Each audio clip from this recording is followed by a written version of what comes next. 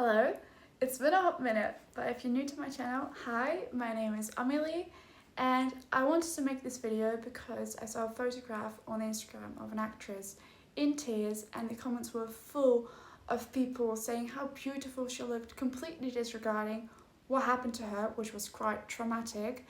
And I thought this was really fascinating because the internet has such a strong response to women in pain, and therefore I wanted to make a video about the aesthetics of female suffering and why the internet loves women in pain.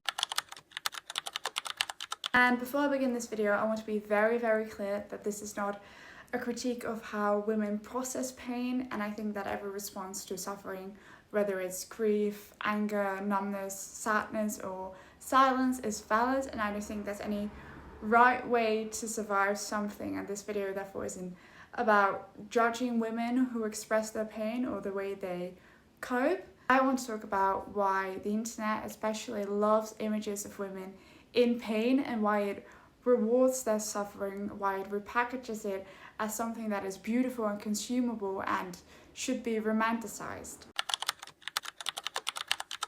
Throughout history, women's suffering has been inextricably linked with notions of beauty and virtue, and across civilizations, women's pain has been repackaged as beauty and the suffering transformed into symbolism, sacrifice, or sexual allure. An example is Footbinding, which began in China during the Song Dynasty in the 10th century, and the practice was only formally prohibited in China in 1911. Girls as young as 5 had their feet broken, wrapped tightly to prevent growth, forming the infamous lotus foot. Small feet became symbols of delicacy, discipline, and status. Court ladies with wealth and time adopted it first, turning it into some trend among the elite, and soon foot size was a form of social currency. A woman with a 3-inch foot was considered a golden lotus and was a marriage prize. A woman with a 4-inch foot was considered a silver lotus, and anything above 5 inches was considered unmarriageable. Women with bound feet were considered refined, desirable, precisely because they were dependent, delicate, and they could barely walk.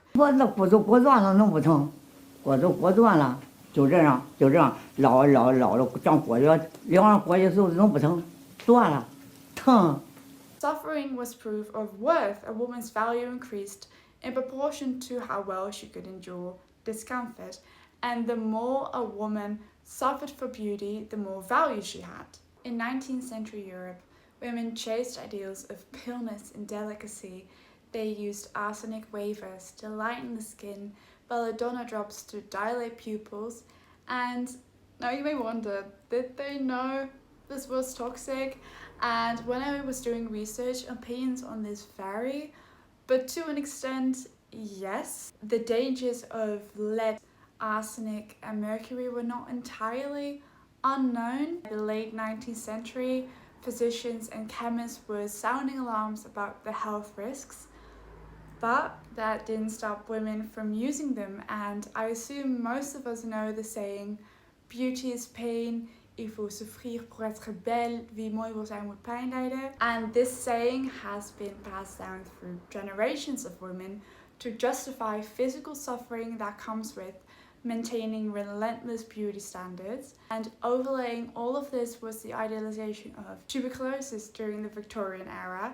And important to note that back then tuberculosis was called consumption, and this disease caused weight loss, flushed cheeks, glassy eyes, and fatigue. These were all traits that were mystically linked to beauty, intellect, and sensitivity, and artists, poets, and writers at the time idealized the consumptive woman because she was fragile, she was emotional, she was otherworldly, and illness became an accessory, and to be dying slowly and gracefully was seen as profoundly feminine. From ancient myth to Christian martyrdom to Victorian poetry, the female figure in pain is often framed as meaningful, as beautiful, as erotic and passive, and her death is not just tragic, it's aesthetic.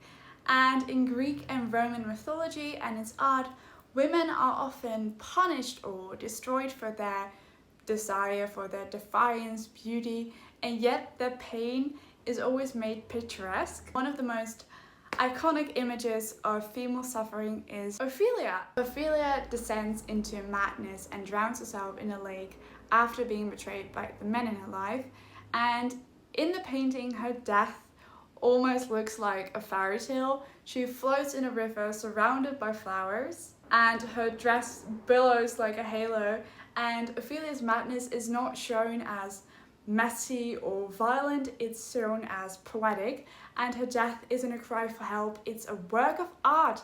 And this framing became a very Victorian trope, the woman dying as an angel and a muse. It is quite noticeable that a woman dying of heartbreak, a tragedy, sickness or sacrifice is immortalized, while a woman dying of war or labor is erased. Take for instance Lady Macbeth. Her madness was not really seen as aesthetic, it was more seen as grotesque. She's not soft, she's not doomed, she's guilty and she's spiraling, so therefore she isn't mourned, she isn't romanticized or painted into beauty. And female suffering in art can be linked to real life as well, because part of society sees a dying woman as safe because she can't speak back or can't reclaim her narrative. Now, in the early 2010s, a strange and poetic form of sadness began to flourish on a platform named Tumblr, and a new archetype was born, and she was called the Internet Sad Girl. The Internet Sad Girl wasn't merely a person feeling pain, she was a performance of pain. It was very curated, aestheticized and reblockable, and of course Tumblr didn't invent sadness, but it revolutionized how sadness looked.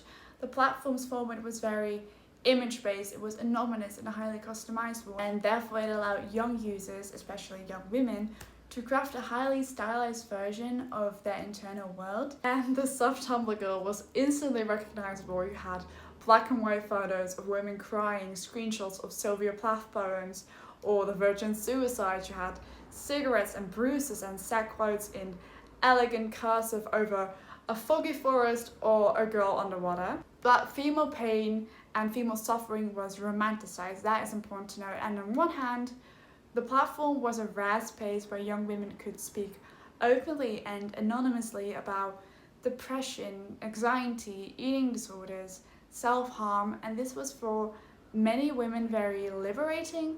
You could finally be seen and have this sense of community.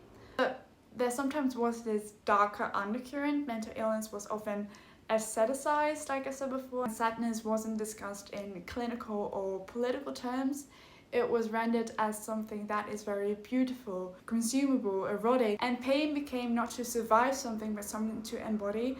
And no figure looms larger over the Tumblr sad girl than Lana Del Rey, and I still love Lana Del Rey's music, and I was a major Lana Del Rey fan. I had posters of her all over my walls. I went to her concerts, I dressed just like her. I was the biggest fan.